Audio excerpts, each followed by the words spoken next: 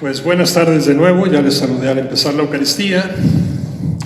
Unimos ahora esta plática o esta reflexión, si lo queremos, es casi una reflexión hecha en voz alta, en la que voy a procurar no tanto dar a conocer, porque yo creo que todos conocemos ya los misterios y los dogmas de la Santísima Virgen María, sino precisamente partiendo de este dogma de la Inmaculada Concepción, que sirve de titular a nuestra parroquia, que para mí tiene un significado muy particular porque fue mi aniversario de ordenación y siempre he visto mi ministerio ligado a esa vocación inicial de la Virgen María. Lo que digo, voy a procurar a la luz de este misterio encontrar también aplicación a nuestra vida diaria, a la razón de nuestro ser cristiano, poniendo como horizonte precisamente ese modelo que debe de ser para nosotros la Virgen María. Y parto con una anécdota, bueno, más que una anécdota, es un hecho histórico, hablándoles de un icono oriental. Ustedes pueden encontrar el original en el templo de Delfos, pero que pueden encontrar muchísimas réplicas, bueno, no tantas, pero sí algunas réplicas de esta iconografía de la Virgen María, sobre todo en Europa. Nunca me ha tocado ver una en América, pero sí contemplé una vez en la Catedral de Tenerife, en España.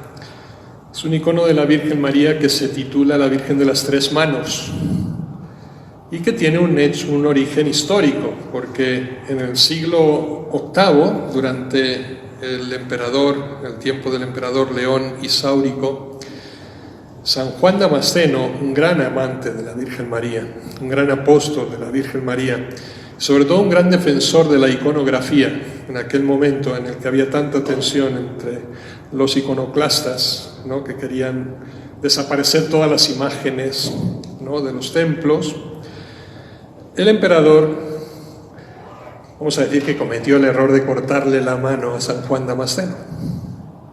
San Juan Damasceno no tuvo mejor idea que irse a orar a la Virgen María y le dijo, y esto ya me imagino que es un tema de leyenda, le dijo: si me devuelves la mano derecha que le había cortado al emperador, voy a dedicar toda mi vida a hacer ministerio y apostolado sobre ti, a evangelizar desde los dogmas de la Virgen. Y dice la leyenda que le devolvió la mano. Y entonces, pues puso una mano, ¿no?, una ofrenda en aquel icono del templo de Delfos, y desde ese momento todas las representaciones de esa Virgen aparecen con tres manos. ¿Cuál es el sentido? ¿Cuál es el sentido que yo le veo a este misterio, tanto de la Virgen como después reproducido en la vida del cristiano? María siempre carga con una mano a su hijo, ¿se han dado cuenta? Las imágenes normalmente tienen a Jesús cargado, pero en el fondo, a pesar de cargar a Cristo, siempre tiene dos manos disponibles para servir a la humanidad. Cristo no ocupa lugar, más bien es una ayuda, se convierte en una ayuda y una guía para que pongamos toda nuestra vida al servicio de nuestros hermanos. En este sentido, María se vuelve imagen de la Iglesia, que no solamente tiene esa verticalidad de la cruz, sino esa horizontalidad también de abarcar a la humanidad en la redención. Yo siempre he pensado que los próximos dogmas, quizá nos dé tiempo a hablar un poquito más de esto, esta tarde, posiblemente no, porque yo soy de los que se alarga mucho hablando. Digo que el dogma de María como intercesora de las gracias, como mediadora de las gracias, como corredentora de Cristo, posiblemente sea uno de los dogmas que falta por definir en la Iglesia, pero que tiene todo su fundamento dogmático y teológico, ¿no? Y lo vemos precisamente desde aquí, al contemplar a esta Virgen concebida sin pecado original y que se une por completo al misterio de la redención de su Hijo. Cristo la hace una partícipe particular de este misterio de salvación de la Iglesia. Vamos a celebrar esta fiesta que yo llamo del comienzo absoluto. Hoy celebramos una fiesta que realmente nos debe de llenar de esperanza a toda la humanidad. Y no es solo ese recuerdo de una mujer, aquella María de Nazaret, que fue concebida sin pecado porque iba a ser la madre precisamente del Mesías, sino que es ese feliz comienzo de la Iglesia, entre comillas, feliz comienzo de la Iglesia, porque estoy citando a Marialis Cultus del Papa Pablo VI, así la definía, feliz comienzo de la Iglesia. Por tanto, la fiesta de todos los que nos sentimos de alguna manera representados por ella como Iglesia. Es la fiesta del comienzo absoluto, cuando Dios tomó la iniciativa de elegir a María como la madre del Salvador y la quiere precisamente libre desde el primer momento de todo pecado. Este es el misterio que vamos a celebrar. Hay un dicho en el magisterio de la Iglesia que dice, lo voy a decir en latín primero, luego se lo traduzco al castellano, ¿sí? Por si alguno no es muy expedito en el latín. Potuit, dequit, ergo fecit. Pudo, era conveniente, luego lo hizo. Esto después San Agustín, yo no estoy muy seguro que fuera San Agustín, pero bueno, siempre que hay una cita y no sabes a quién aplicársela, dices que es de San Agustín y casi seguro que no te equivocas.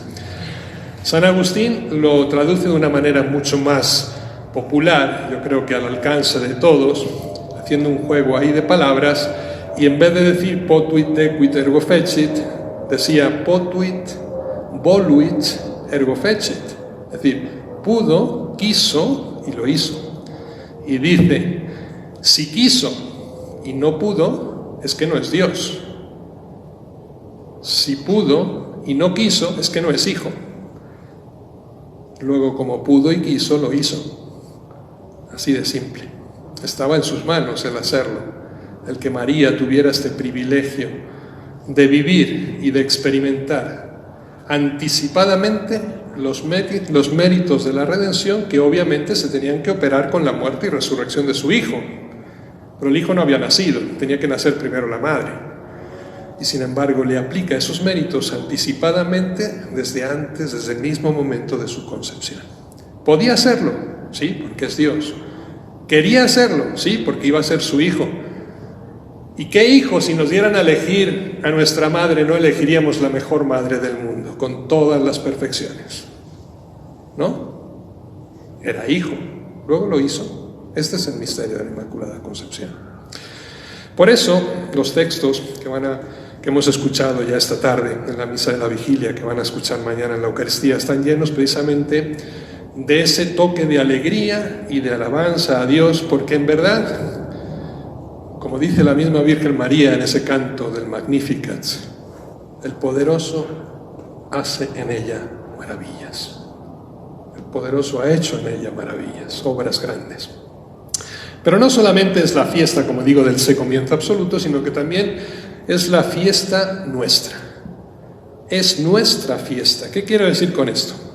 Hoy, la Virgen María, como escuchamos precisamente en el prefacio de Acción de Gracias, es y se nos revela como ese comienzo e imagen de la Iglesia. Comienzo e imagen de la Iglesia. Ella es la primera cristiana que existió en el mundo, es la primera salvada y por tanto es el prototipo de los que después seremos cristianos y salvados en la humanidad.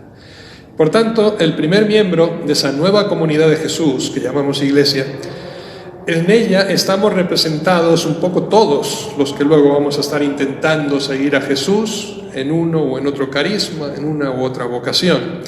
Y así como Adán la llama a su mujer Eva, porque significaba la madre de todos los vivientes, como leemos en el Génesis, así María, definida como la nueva Eva, ella la podemos ver como el modelo de la fe, es decir, la madre de todos los creyentes. Nueva Eva, madre de todos los creyentes. Y ese es el motivo de esperanza. La madre de los vivientes, porque nos da a Cristo y ella misma acoge con gozo esa salvación de su Hijo. En una fiesta como esta de la Inmaculada Concepción, necesitamos alegrarnos, porque podemos intuir cuál es el plan de salvación que tiene Dios para todos nosotros. Ese es el motivo de la alegría. Y va ligado con el tiempo de Adviento que estamos viviendo. Es decir, vemos ya realizado en María lo que se tiene que operar un día en nosotros. Quizá en algún momento nos ha venido dudas sobre la salvación. Y es correcto porque hemos pecado, ¿verdad? Pero ya no nos cabe duda en la esperanza de que la salvación es posible, porque ya ha sido operada en María. Y ella es el modelo y la primera delante de todos nosotros. Todos estamos destinados a la misma salvación, ¿no?, que ya ha sido operada por Cristo en María. Para hablarles un poquito de historia, pero en perspectiva también, para abordar esta fiesta, en perspectiva desde el misterio de la Virgen María, siempre que hablamos de la Virgen, debemos situarnos, yo diría, en esa perspectiva en la que vivimos en este tiempo actual, en la que nos sirve de guía, aunque quizá poco practicada, el Vaticano II, el Concilio Vaticano II, 60 años ya pasaron, y sin embargo, no les voy a preguntar si lo han leído, ¿sí?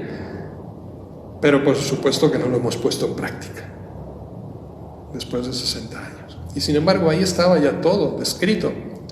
En esa Constitución Lumen Gentium, los voy a citar directamente. El concilio exhorta, dice, encarecidamente a los teólogos y a los predicadores de la divina palabra que se abstengan con cuidado tanto de toda falta de exageración como también de una excesiva estrechez de espíritu, al considerar la singular dignidad de la Madre de Dios.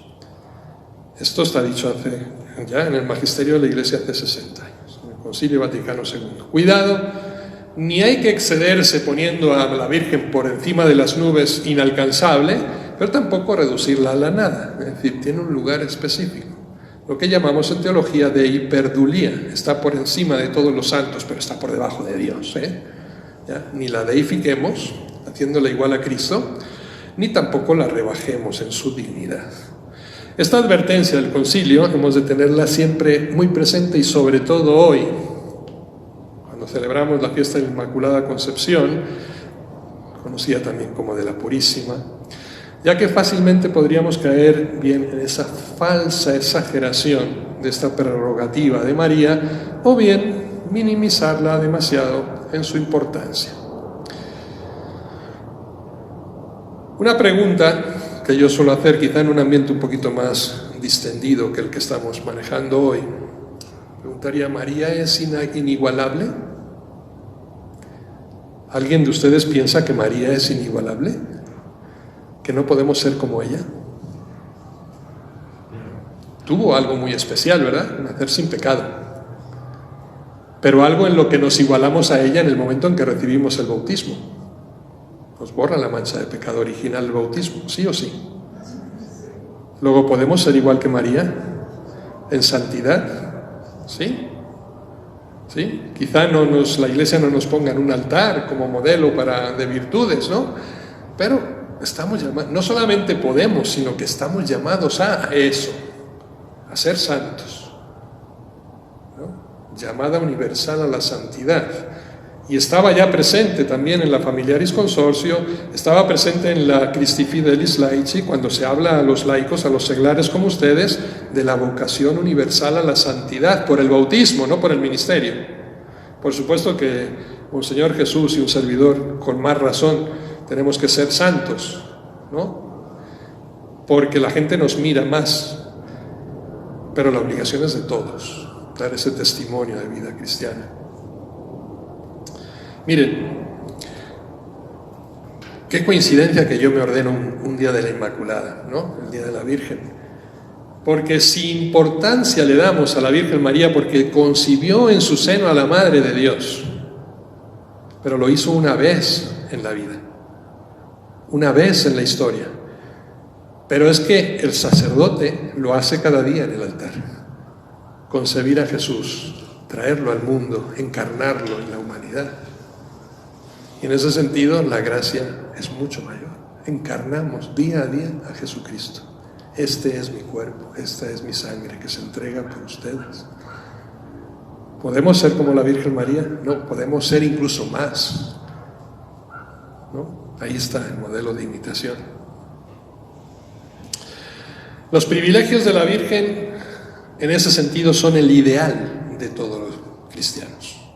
Lo que ella ha recibido como gracia, a nosotros se nos propone como tarea. Esta es la diferencia sustancial.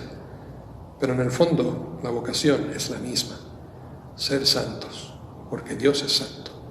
Estamos llamados a llegar a Él. Y lo que llamamos privilegios o prerrogativas de la Virgen María, su concepción inmaculada, su maternidad virginal, su ascensión al cielo en cuerpo y alma, no debemos verlo como si se tratara de algo tan excepcionalmente maravilloso que de hecho alejara a la Virgen de nosotros e incluso la apartarse de la Iglesia misma como inalcanzable.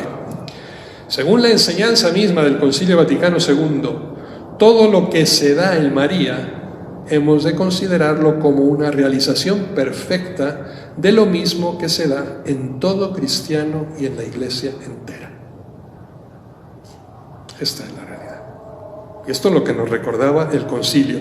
Y les cito el documento sobre la liturgia, Sacramentum Concilium, que dice: la Iglesia venera con amor especial a la bienaventurada Madre de Dios, la Virgen María, unida con lazo indisoluble a la obra salvífica de su Hijo.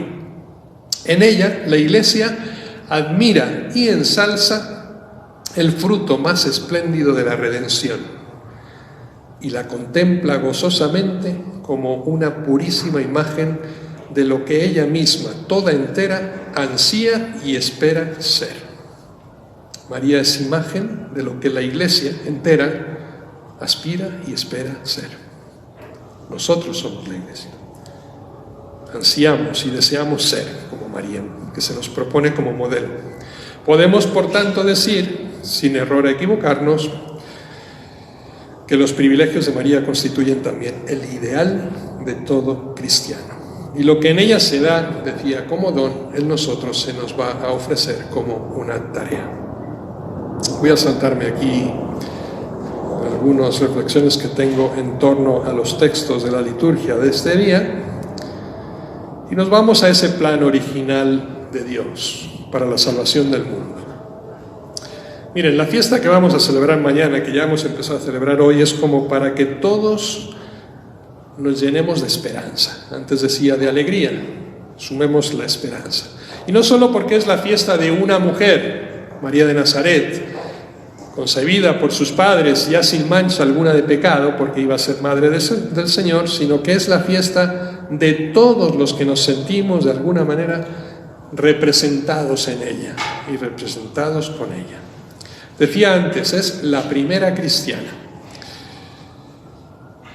Si estamos celebrando el sí que Dios ha dado a la raza humana, este es el fondo de aquel primer misterio de la Purísima Concepción, ese sí que Dios da a la raza humana en la persona de María, también nos vamos a gozar hoy de cómo ella, precisamente María de Nazaret, cuando le llega esa llamada de Dios, le responde con un sí firme y decidido.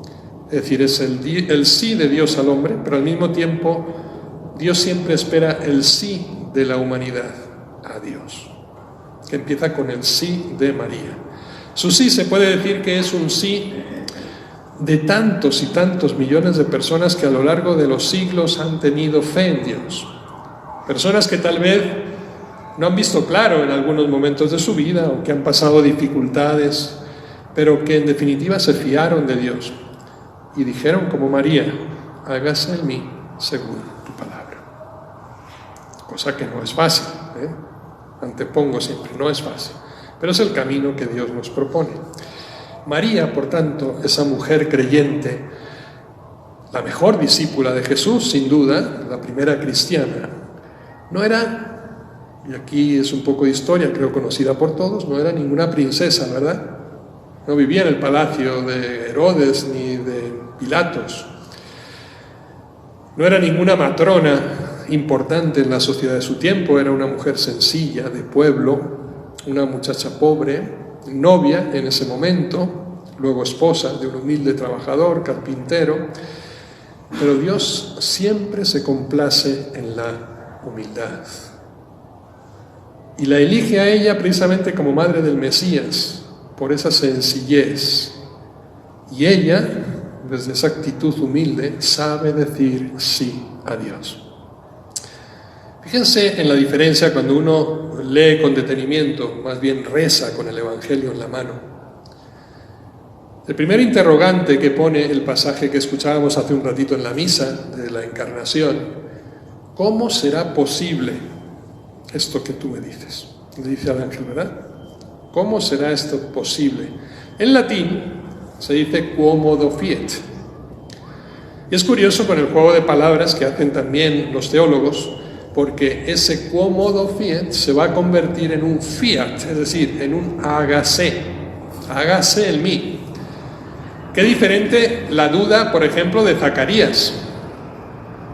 También se le presenta a Dios en el templo para decirle que va a concebir un hijo, el primo Juan Bautista, ¿no? El primo de Jesús. Y sin embargo, Zacarías pone una duda a Dios, pone en cuestión a Dios. María no cuestiona a Dios. Si se dan cuenta, se cuestiona a sí misma. Sí, ¿cómo va a ser posible que yo haga tal cosa? Qué diferencia, ¿no? Cuando cuestionamos a Dios, o cuando a la voz de Dios o a la luz del misterio de aquello que nosotros y nuestra razón concibe imposible, simplemente nos fiamos y desconfiamos de nosotros mismos de poder hacer realidad lo que Dios nos pide. Esa es la humildad de María. ¿Cómo es posible que tú te fijes en mí? ¿Quién soy yo para ser la madre de mi Señor? Luego lo dirá esas mismas palabras Isabel. Quomodo fiat, por tanto, se convierten en un fiat. La pequeñez y por tanto la grandeza de María, que tienen que estar siempre unidas. María no es un fenómeno de la naturaleza. Es, eso sí, una naturaleza femenina. Esto es importante. Y yo vengo diciendo esto desde hace tiempo, antes de que se pusiera de moda esto del feminismo moderno, ¿ya? Otras cosas porque no soy muy partidario de cómo lo presenta la política. En su naturaleza femenina, ella es la hija de Eva, como todas las demás mujeres del mundo. Tiene un cuerpo de mujer, tiene una psicología de mujer, tiene sentimientos de mujer y tiene modos de ser y de actuar propios de esa condición femenina, que es muy distinta de la masculina. Ahora que todos tenemos que ser iguales, ¿verdad? Y nos meten en este caos, ¿no?, antropológico. No, María era perfecta mujer. Y en la Galilea del siglo I, nada la distingue de las demás mujeres judías. Todos los rasgos físicos, la condición socioeconómica, las prescripciones legales, por otra parte, muy discriminatorias de la mujer en aquel tiempo en el mundo judío, los modos y el estilo de vida corresponden todos a lo propio de una mujer judía de su tiempo. En esa personalidad concreta de mujer judía se encierra un misterio de grandeza real e invisible. Estoy poniendo un poquito el contexto, ¿ya? Nadie, ni la persona más cercana a ella, ni sus propios padres, ni José, su enamorado, podían imaginarse el misterio que estaba acaeciendo en María. Es más, ella misma no se lo imagina. Cuando el ángel, ya a sus 14, 15, 16, no sé cuántos años tendría cuando se le presentó el ángel, le dice que va a ser madre de Dios, que es llena de gracia, ese saludo, la que charitomene, ¿no?, en griego, la llena de gracia. Ella no se imaginaba qué significaba eso y qué iba a implicar para ella eso. Es una mujer normal y sin embargo el misterio de Dios brilla en ella, pero en lo escondido, invisible al mismo tiempo. La concepción inmaculada de María, su maternidad divina, serán proclamadas como dogmas de fe muchos siglos después, pero la experiencia real de las mismas, María la vive en esa existencia terrena, normal. normal y ordinaria, totalmente judía, y la vive como una realidad totalmente interior, inefable, dentro de una relación única de intimidad, de comunión y de adhesión a Dios. Pero fíjense, todo eso, que ni llegamos a imaginarnos quizá en la Virgen María, por el bautismo cristiano que nosotros hemos recibido, también lo recibimos, también lo experimentamos. Vence nuestro bautismo a esa serpiente tentadora y a su acción maligna en el presente y en el pasado de la historia humana. Lo vence. Ahora, cuando nosotros nos ponemos de rodillas o contemplamos a la Virgen o nos imaginamos estos misterios, ¿lo vemos igual, por ejemplo, cuando vemos o venimos aquí un sábado a bautizar a un niño? Porque el misterio es casi el mismo. Es la gracia de Dios que colma la naturaleza humana, la llena con su gracia. El tema, claro, aquí habría que precisar teológicamente, yo no quisiera meterme mucho en estos dogmatismos. Obviamente nosotros, si bien el bautismo nos libra de la mancha del pecado original, no nos priva de las consecuencias, ¿verdad? Seguimos sometidos a las dos consecuencias del pecado original, que son la concupiscencia de la carne y la mortalidad. Consecuencias del pecado. Todos nos vamos a morir, ¿verdad? ¿La Virgen podía morir? No tenía pecado, pues luego no podía tener las consecuencias del pecado. Por eso los cristianos hablamos de la dormición de María. ¿Sí? Los ortodoxos no. Si ustedes van a Jerusalén, van a ver ahí al lado de Getsemaní, una iglesia ortodoxa, donde está la tumba de María, ellos dicen. Nosotros tenemos un templo ahí al lado de la casa de David y del cenáculo, donde está el templo de la dormición de María, asunta en alma y cuerpo al cielo. ¿Sí?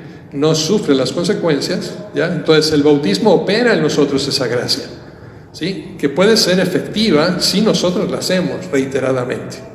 María no espera ser madre del Mesías, obviamente. Le sorprende el ángel, como nos sorprende a nosotros día a día, quizá de una manera mucho más tácita, ¿no? Expresiva. Pero yo diría, ¿cuántos ángeles no pasan a nuestro lado muchas veces día a día para mostrarnos un camino, para ayudarnos a tomar una decisión entre el bien y el mal? ¿Y los reconocemos? ¿Creen ustedes en los ángeles? Qué bueno. El mío se llama Eustaquio. María es hermana y madre nuestra, en este sentido. En cuanto a hermana, igual a todos los cristianos, igual. Hija adoptiva de Dios por medio de Jesucristo, elegida para ser heredera del reino de Dios, ordenada a hacer alabanza de la gloria de Dios, igual que todos los que han puesto su esperanza en Cristo. El Señor no tarda en cumplir su promesa, tiene mucha paciencia con vosotros, porque no quiere que nadie perezca, sino que todos se conviertan. Lo escuchábamos de San Pablo. Su grandeza de María consiste, por tanto, y radica en que combinó perfectamente en su vida, simultáneamente, el ser nuestra hermana como género humano con el ser nuestra madre, convirtiéndose así en guía, el modelo del camino de nuestra salvación. En ese sentido, también dice la Constitución del Concilio Vaticano II, Lumen Gentium, María colaboró de manera totalmente singular a la obra de salvación por su fe, esperanza y ardiente amor, para restablecer la vida sobrenatural de los hombres. Por esta razón es nuestra madre en el orden de la gracia. Es nuestra hermana en el orden de la naturaleza y es nuestra madre en el orden de la gracia. Ven que si se entiende lo de mediadora de gracias, lo de corredentora con Cristo. Lumen Gentium número 61. Y poco después leemos también la misión maternal de María para con los hombres de ninguna manera disminuye o hace sombra a la única mediación de Cristo. Cuidado, tampoco la ensalcemos demasiado a su nivel, sino que manifiesta su eficacia. Ahí está la clave, como intercesora de la gracia de Cristo. Ella no es la que nos da la gracia, sino que intercede para que Dios nos dé la gracia. Es como la mamá, ¿no? Que siempre media ahí cuando el papá se enfada con el hijo, ahí va la mamá para suavizar el tema, ¿no? Y que todo quede en nada. Y que el papá lo perdone. Esa es María, la intercesora de la gracia. Esa misión maternal de María para con los hombres no disminuye o hace sombra a la mediación de Cristo, sino que manifiesta, hace expresa su eficacia. Lumen Gentium 60. En efecto, todo el influjo de la Santísima Virgen en la salvación de los hombres brota de la sobreabundancia de los méritos de Cristo, se apoya en su mediación, depende totalmente de ella y de ella saca toda su eficacia. Lumen Gentium 60. No me van a decir que yo soy anatema, ¿sí? No estoy diciendo ninguna herejía. Estoy citando el concilio. Por tanto, como sugerencia yo diría, tenemos que saber respetar siempre, por una parte, la pequeñez de María, la humildad de María, e imitarla, y por otra parte, nunca negar la grandeza de María, porque Dios la ha hecho excelsa entre todas las criaturas de la tierra. Pero las dos cosas se conjugan perfectamente en María, su humildad y su grandeza. Respetar quiere decir mantener los dos aspectos, porque son las dos alas o los dos pies con los que hay que volar o caminar. Con uno cojeamos, nos caemos, no sirve. María es admirable, por supuesto. ¿Quién pone en duda esto? Pero no solamente es admirable, es imitable. Y esto es más importante. Más importante en nosotros debería ser querer imitar a María en su vida que admirarnos por su vida. Porque la admiración, digamos, nos deja en tercera persona, ¿verdad? Mientras que precisamente la imitación nos pone en primera persona, es decir, nos hace protagonistas. Las dos cosas, las dos inseparables. Porque Dios ha hecho en ella obras grandes, es admirable. Porque nunca ha dejado de ser pequeña como nosotros en medio de su excelsitud, y su gloria es de igualmente imitable. Como cristianos, por tanto, debemos admirar a María, sí, la mujer más excelsa salida de las manos del Creador. Es el árbol en el que fructifican la ciencia de Dios y la vida divina. Pero María es también como una madre y una hermana que está junto a nosotros, que nos acompaña en nuestro caminar y cuyas virtudes tan humanas y accesibles a todos como las nuestras.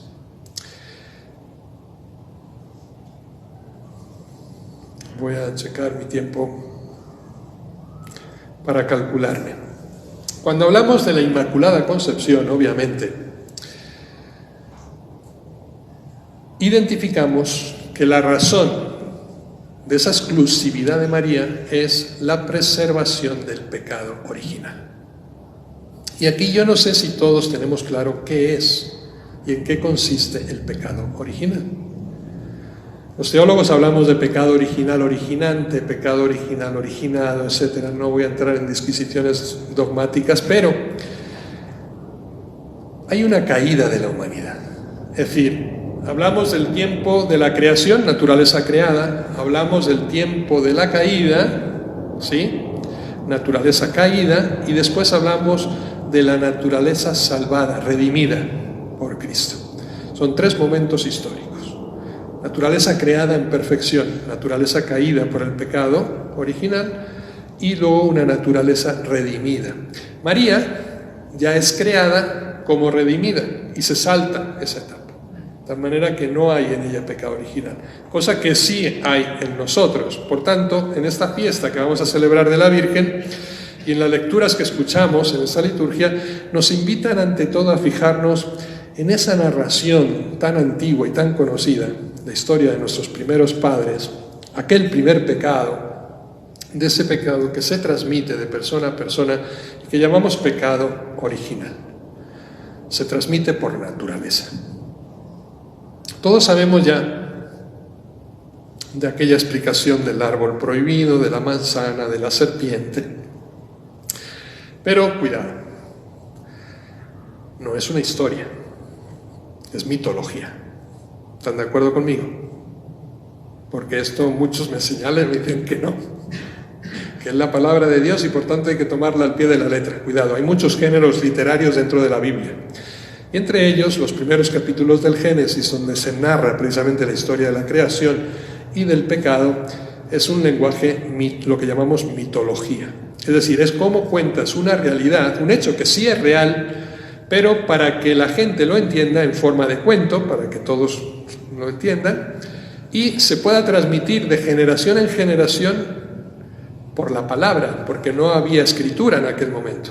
Entonces tenía que pasarse por transmisión oral. Y la forma era contarse estas historias, generar una historia que viniera a representar precisamente lo que fue aquel pecado original. Ese es el hecho real, que el hombre se rebela contra Dios, que quiere ser como Dios. No, es la soberbia absoluta. Yo me basto a mí mismo y no quiero que nadie controle mi vida. Esta es lo que nos dice el Génesis. Hubo manzana, hubo serpiente. Pues yo creo que no era un tema de indigestión, ¿no? Gastronómica, ¿no? Que se equivocó de comida aquel día, ¿no? Adán, o Eva se fue al mal mercado. Digamos que es la forma simple de narrar el hecho. A los que dicen que hay que leerlo literalmente, yo les pongo un ejemplo muy claro para que se den cuenta de que no es posible. ¿Cuántos hijos tuvieron Adán y Eva? ¿2 o 3? Tres. ¿Sí? Conocemos a 2 que fueron los que se mataron, ¿no? Caín y Abel. Y luego está Set. Qué curioso, los 3 son machos. Bueno, perdón, masculinos. Y si no había ninguna mujer, entonces ¿cómo viene la generación después? Se dan cuenta de que no cala, ¿verdad? De que hay muchas cosas en la Biblia que hay que interpretarlas. No en el sentido literal, sino en el sentido explicativo. ¿Qué es lo que quieren comunicar? El hecho en sí, que es, en este caso, el pecado original.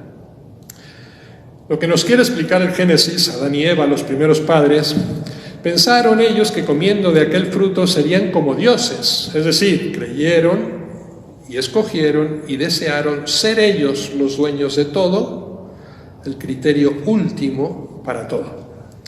Quisieron tener el poder de dictaminar lo que era bueno y lo que era malo. Quisieron ser ellos los que impusieran para siempre lo que había que hacer o lo que había que dejar de hacer y no quisieran prestar atención a ese plan de Dios y a ese proyecto de Dios que les dio en la creación del paraíso. Cuando el Génesis nos narra que Dios prohibió comer del árbol de la ciencia del bien y del mal, nos quiere decir eso, que Dios no quería que los hombres se consideraran los propietarios particulares del bien y del mal. No quería que este o aquel hombre llegara a decir, esto es bueno y esto es malo, porque lo digo yo.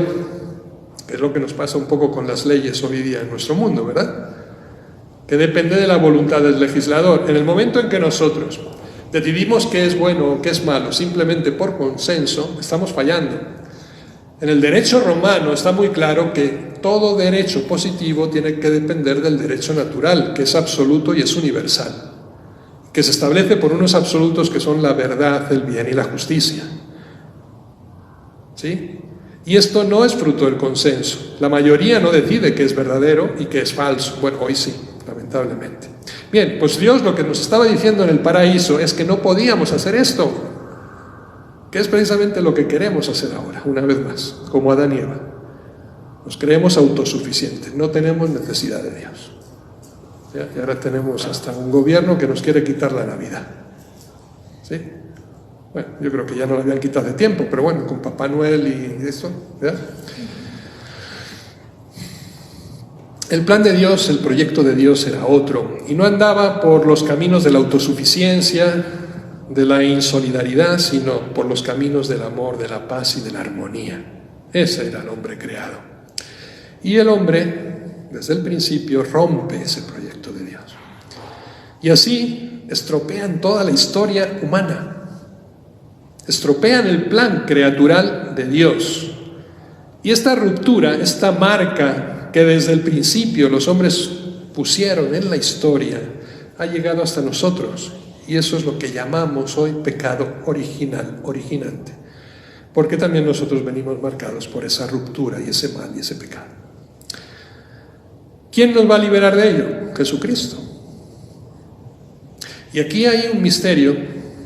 Jesucristo por María, por supuesto, luego viene el aspecto aquí de la Purísima. Pero aquí hay algo muy curioso, muy difícil de entender a veces porque tenemos una mente, digamos, histórica, en la que medimos los hechos en la temporalidad. Hay un antes, un presente y un después, ¿verdad? Nosotros ponemos la obra de la creación en el antes, nuestra vida en el presente y una salvación en el después. O ponemos la creación, ¿no?, antes de la redención. Y ahora yo les digo, ¿seríamos capaces de cambiar en nuestra mente y en nuestro corazón esta forma de ver las cosas? ¿Seríamos capaces de entender por un momento que el misterio de la redención ya estaba en la mente de Dios antes de crear el mundo? Qué misterio, ¿verdad? Dios pensó en la redención antes de crearnos, porque sabía que esa creación nosotros la íbamos a malograr y Él la iba a perfeccionar precisamente en la redención.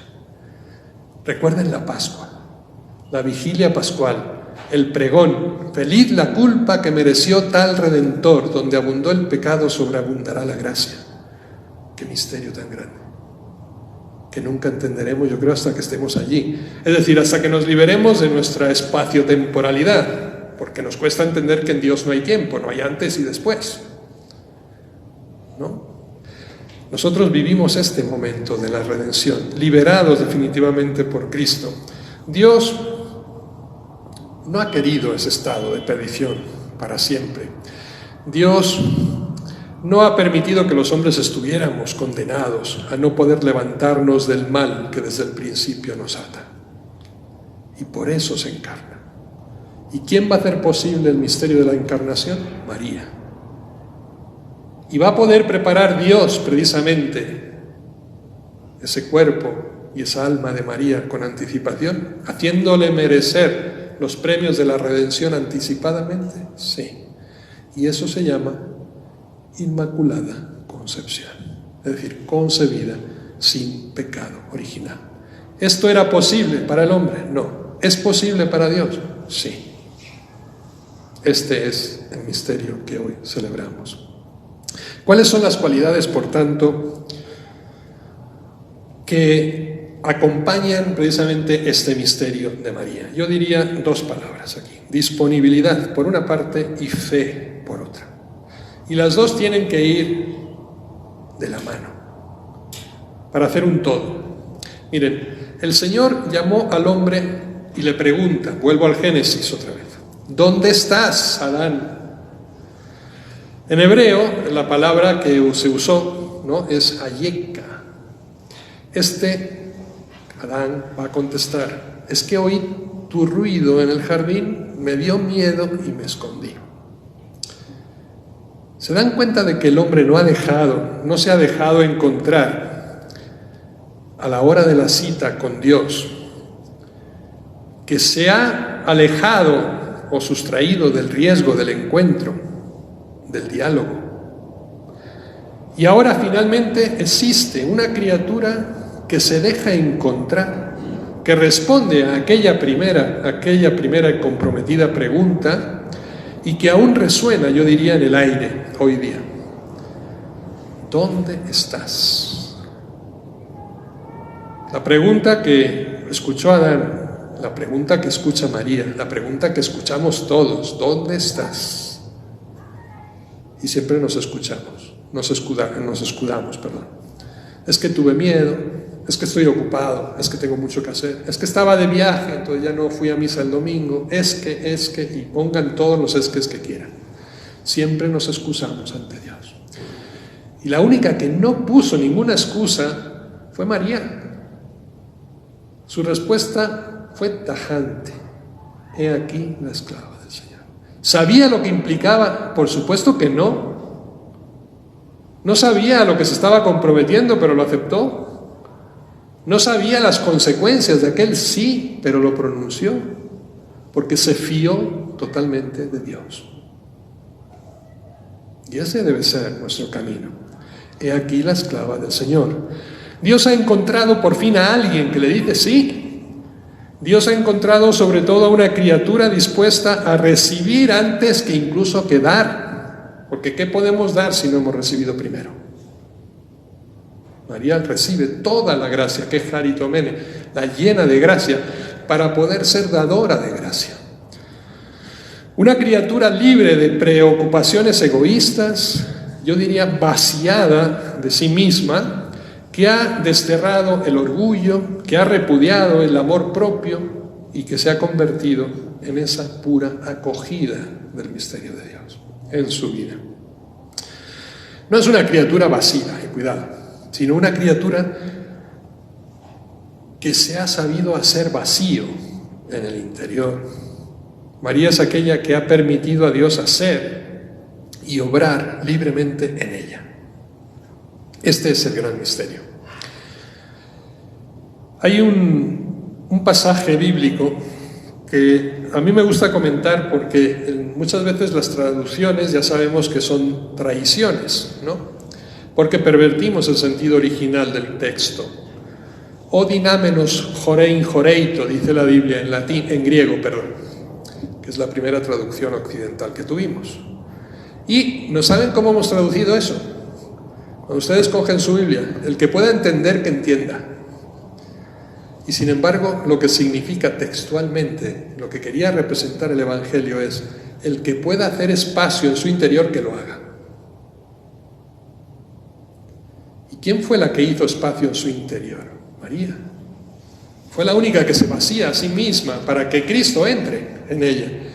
Pero no solamente de manera, digamos, utópica, ficticia, espiritual, no, físicamente Jesucristo se encarna en ella porque ella hace espacio para Dios en su vida.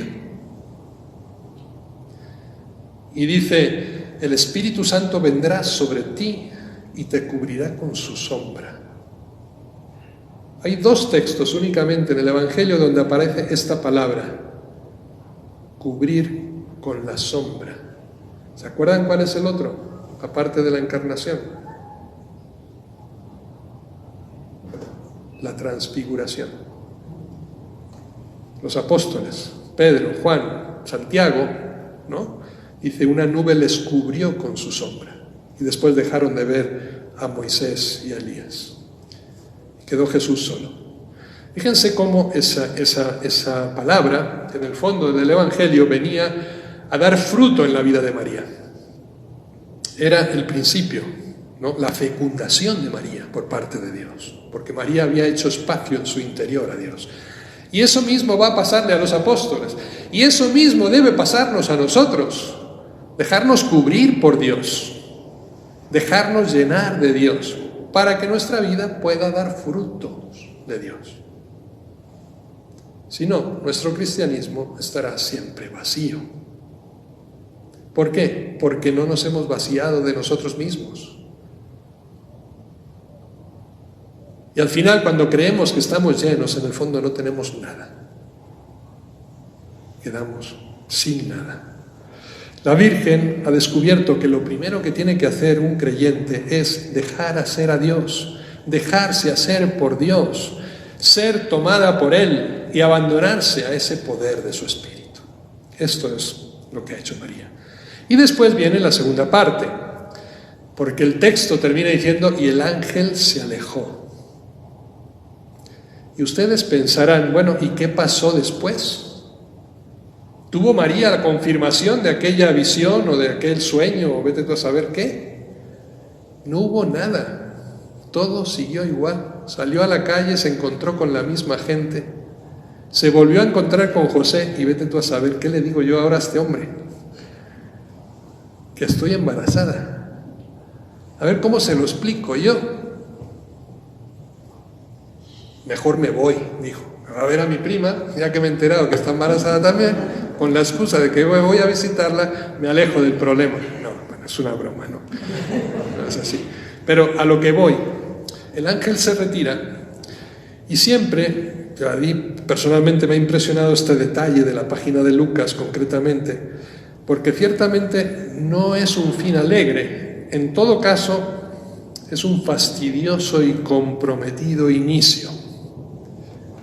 Y entiéndanme los calificativos que uso. A María se le complicó la vida tremendamente. La vida humanamente entendida se le fastidió por completo. Tuvo que abandonar todos los proyectos que tenía en la vida simplemente para hacer realidad el proyecto de Dios. Así de simple. ¿Y cómo lo asume María? Por la fe. A partir de ese momento, en donde ya no hay ninguna ratificación de Dios, ya no hay apariciones de ángeles, ¿sí? Se tiene que seguir levantando y limpiándose las legañas por la mañana como cualquier otro. María dice, bueno, ¿y será verdad?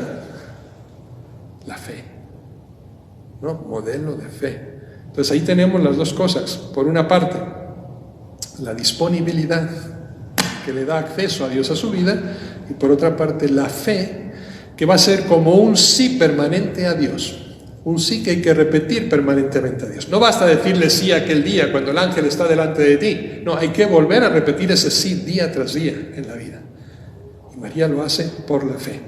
Yo aquí les voy a recomendar 2 libros a los que sean, digamos que amigos de la lectura. 2 libros buenísimos.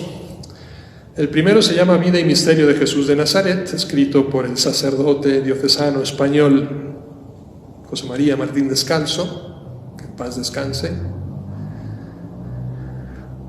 Tiene 3 volúmenes, pero yo creo que nos hace entrar históricamente en el contexto de la vida de Jesús, ¿no? Desde el principio hasta el final. Nos va narrando toda la vida de Jesús de una manera muy poética, muy narrativa, además muy bien documentada, sigue perfectamente el trazo bíblico, pero digamos que lo va adornando como entrando en el contexto histórico en el que esto se vivió.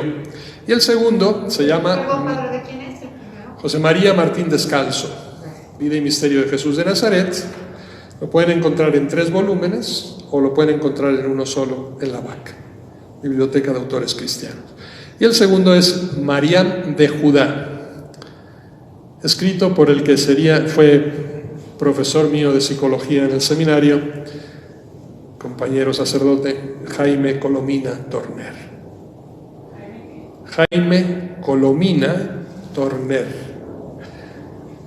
Es un librito ya más pequeño, pero que nos hace una narrativa de este misterio de la Virgen María, de cómo fue el misterio de la Virgen María, muy simpático, muy ameno.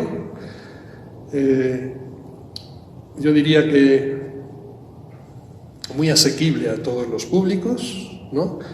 Y te mete en el personaje de la Virgen como si estuvieras ahí caminando por las calles de Nazaret y de Belén, ¿sí? Un gran amante de la Virgen María que ya falleció también. También, por tanto, como ven, en la vida de María saltarán esos porqués y deberá llegar a esa luz a través de las tinieblas más espesas, pero no a través de las respuestas más aseguradoras. He aquí, por tanto, esa paradoja que marca el itinerario de la fe, de la Biblia y que la Virgen personalmente ha vivido hasta las últimas consecuencias.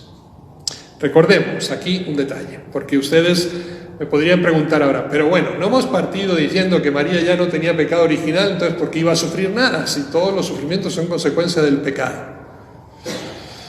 Bueno, yo simplemente les diría, estoy de acuerdo con la primera, pero no con la conclusión. Jesús, Hijo de Dios, mucho más que la Virgen María, porque era Dios, no podía sufrir ni las consecuencias del pecado, no podía morir, pero Jesús sufrió, Jesús murió, ¿sí? ¿Por qué? Porque hace suyos todos nuestros pecados, porque ha venido precisamente a redimirlos. Hablamos muchas veces que la muerte de Jesús es injusta. No, fue la muerte más justa que ha habido en el mundo a lo largo de toda la historia. Porque no paga por sus pecados, pero paga por los pecados de la humanidad entera y de todos los tiempos. No hay acto de justicia mayor que ese. ¿Podía Jesús morir? No, sin embargo muere por nosotros. María, ¿sí?, que se hace corredentora con Cristo, precisamente quiere también asumir sobre sí misma las consecuencias de ese pecado que no la afectan a ella, pero que como madre obviamente lo hace suyo de sus hijos. ¿O es que ustedes, madres, las que son madres de familia, no sufren cuando el hijo sufre? Es más, es que el daño psicológico de la madre es peor que el daño físico del hijo. ¿Sí? Porque no es que me tomo un antibiótico y se me pasa, no. Es algo mucho más profundo y es algo que te queda, que se hace tuyo. Esa es María y ese es el camino de la fe. Y termino simplemente pues aquí comentando la oración en la que nosotros concentramos precisamente, ¿no?, todo este misterio de María, el Ave María, ¿no?, esas palabras del ángel en la encarnación. Alégrate, María. En nuestra religión, como cristianos, María, yo diría que es como ese punto de equilibrio, el contrapunto a esos rasgos machistas de una cultura que también obviamente ha afectado a la Iglesia a lo largo y a la religión a lo largo de los siglos.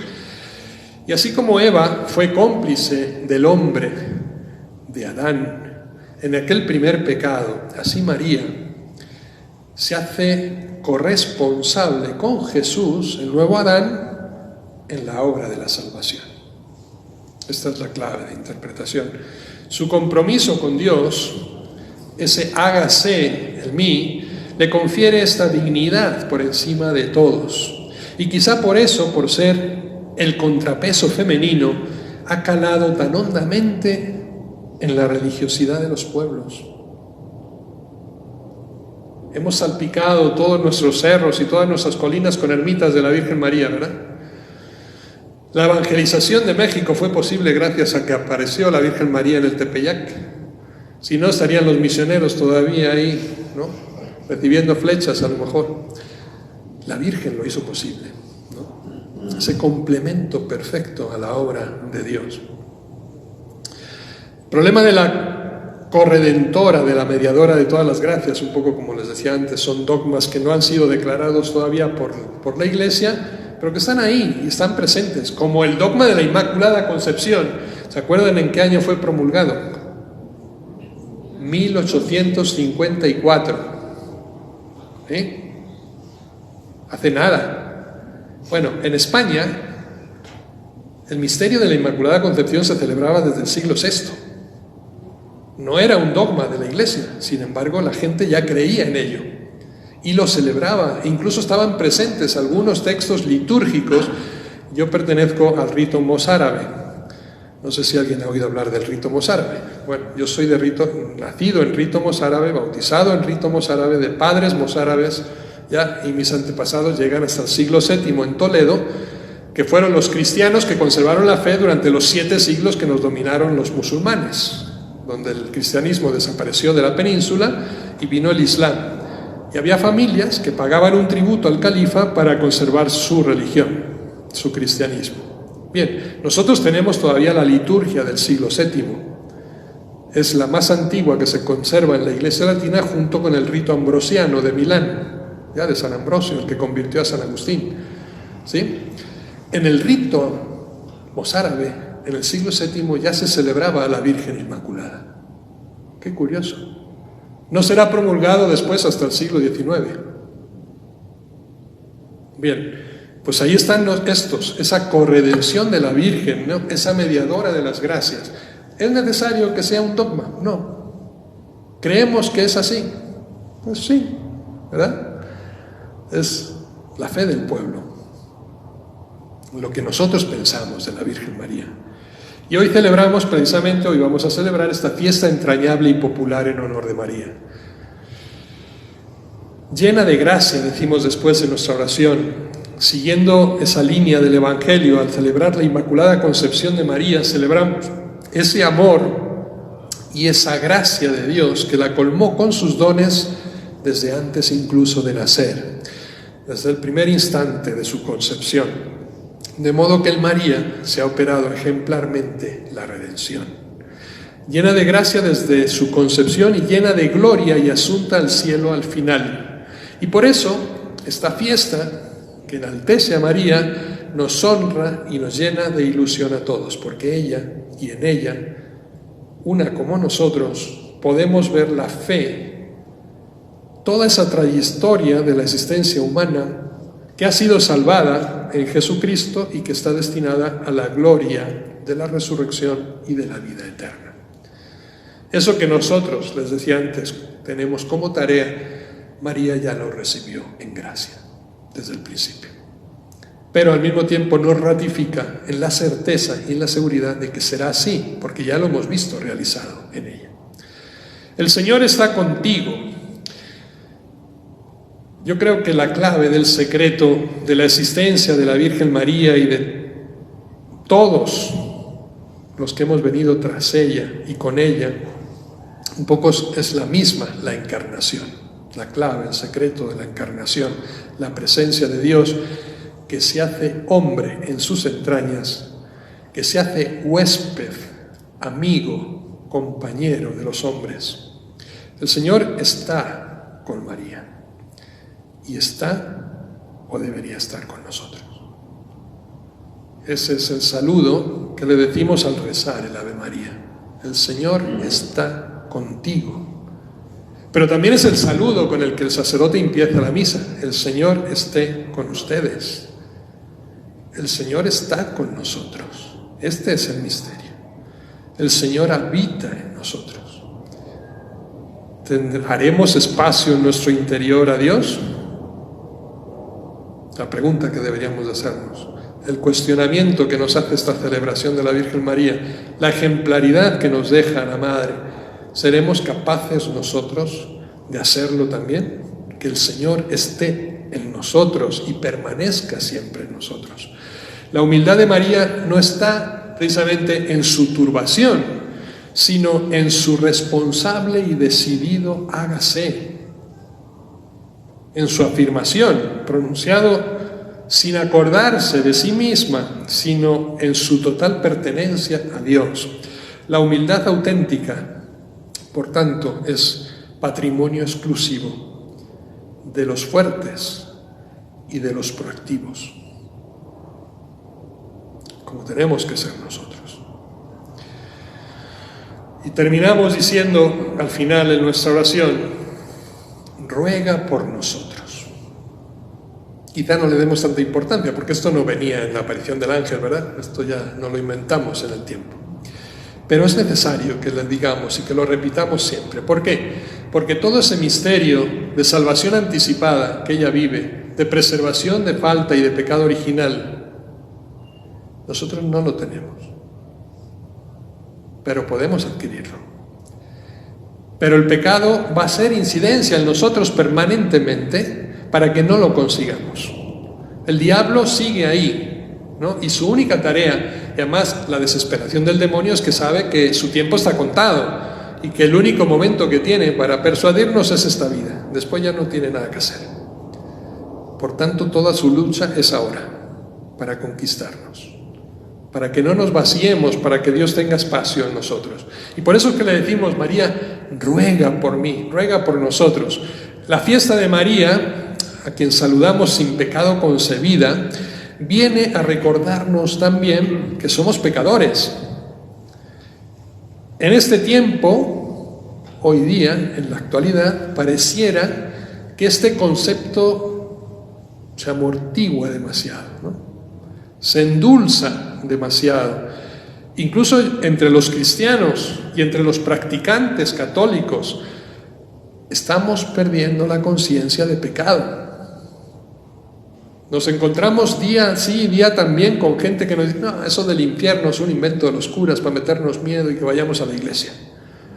El diablo no existe. El pecado, eso es algo subjetivo, como lo quieras ver, ¿no? Cada uno se juzga a sí mismo. Estamos amortiguando esta realidad. Sin embargo, nosotros, tomando conciencia precisamente de esta realidad, es que le decimos a la Virgen, ruega por nosotros, tú que has sido concebida sin pecado. Esto no significa que hayamos erradicado el pecado de nuestra vida. Y en cualquier caso hemos de reconocer que el pecado está en la raíz de todos los males, y de los problemas que aquejan al hombre y que enredan la convivencia entre los pueblos hoy día en el mundo. La raíz es el pecado. Yo cuando a veces digo, me ponen problemas delante, yo digo, eso es demoníaco. Ya no seas exagerado, padre, ¿sí? Hay cuestiones hoy día, incluso legislativas, y sin ir más lejos, yo menciono a España para no mencionar México, pero las dos se pueden identificar. Hay leyes que se están haciendo hoy en España que son demoníacas, que no tienen ninguna racionalidad humana, no tienen ninguna razón de ser. Es más, no se las creen ni aquellos que las están proponiendo. Son perversas totalmente. Entonces, el mal se está metiendo ahí. Y nos lo recordaba San Juan Pablo II en aquella encíclica que tenía sobre la preocupación de la cuestión social, cuando él denunciaba las estructuras de pecado. Ya a final del siglo pasado se empezaba a hablar de este concepto de pecado social, de estructuras de pecado, ya no solo del pecado individual, sino del pecado estructural. ¿Cuál es el problema cuando tú haces una ley mala? ¿No? La ley se supone que defiende la verdad y el bien, ¿no? Y está para ello, y para protegerte del que atenta contra la verdad, la mentira, o atenta contra el bien con el mal. Bueno, pues hoy estamos invirtiendo estos conceptos. ¿Qué pasa? Que entonces estamos filtrando una estructura de pecado en la sociedad, confundiendo la conciencia de las nuevas generaciones, que van a hacer el mal sin saber que están haciendo el mal. Y eso es lo que se llama pérdida de conciencia de pecado social. En ese ámbito hoy estamos caminando. Con más razón que nunca, como decía Juan Pablo II, tenemos que pedirle a la Virgen María, a esta madre y a esta hermana nuestra que tanto admiramos, que ruegue por nosotros. Porque vivimos en esta realidad nuestra de pecado. Y le decimos además ahora y en la hora de nuestra muerte. Porque irreparablemente creo que todos los que estamos aquí, no sé si Monseñor Jesús a lo mejor no, pero todos vamos a morir, ¿no? ¿Verdad que sí? ¿Y estamos preparados para ese momento? Piensen, porque podríamos morir ahora si nos cae una teja de la iglesia cuando salimos por la puerta, pues no la pegaron bien, nos cae en la cabeza y ya. Es decir, nadie es dueño de la vida y de la muerte. Por eso es importante, sí, orarle a la Virgen María. Esa oración tan bonita del Ave María, que es tan simple, pero que concentra en sí, por una parte, todo el misterio de la grandeza de María, por otra parte, todo el misterio de la humildad de María, y por otra parte también toda esa realidad cruenta de nuestro pecado. Y todo se une en una misma causa. Ruega por nosotros, pecadores, ahora y en la hora de nuestra muerte. Amén. Yo siempre llevo mi escapulario de la Virgen del Carmen, ¿sí? ¿Por qué? Porque, bueno, la verdad es que siempre he dicho que, con eso termino ya, no se me apuren mucho. Siempre he dicho que no creo yo en fanatismos ni en esas cosas de devoción, que de los santos, ¿no? De pensar que ya porque te pongas un amuleto ya te vas a salvar. No, creo que no es así la cosa. Pero sí es verdad también, yo siendo sacerdote diocesano, siempre me he aplicado a mi vida una espiritualidad carmelitana. La primera cosa que hice cuando fui a Tierra Santa fue ir al Monte Carmelo, ¿sí? Aquella cueva de Elías, y donde nacen las primeras comunidades contemplativas, donde se va a revelar precisamente después a San Simón Stock, la Virgen María, ¿no? Y el misterio del escapulario. En esa promesa que le hace la Virgen a San Simón Stock, el que vista mi hábito, yo no permitiré que se condene. El que muera vistiendo mi hábito, yo no voy a permitir que se condene. Ahora, ¿qué quiere decir vestir el hábito de la Virgen María? ¿Es un vestido externo? ¿Es llevar una medallita colgada? No. Vístete internamente de la Virgen María, imita sus virtudes, sé como ella, llénate de la gracia de Dios y aleja el pecado. Sé inmaculado, sé puro. Ese es el escapulario. Es imitar a la Virgen en todo, ¿sí? Desde el principio hasta el final. La única, ¿ya?, a la que el demonio se le resiste, ¿no? Mencionamos a la Virgen y el demonio sale corriendo por patas. No aguanta su presencia, no soporta. Es su frustración más grande, que una mujer tan pequeña y tan sencilla haya destruido toda su obra en el mundo. Pero por otra parte, motivo de esperanza para todos nosotros, ¿verdad? Pues celebremos con orgullo, con gran devoción mañana esta fiesta de la Inmaculada Concepción. Gracias por la paciencia de escucharme y ojalá que les sirva para ponerlo en la práctica en su vida cristiana, en su vida de cada día, y recen siempre por nosotros los curas, porque si el demonio les tienta a ustedes, imagínense cómo no nos tentará a nosotros, ¿eh? Gracias a todos.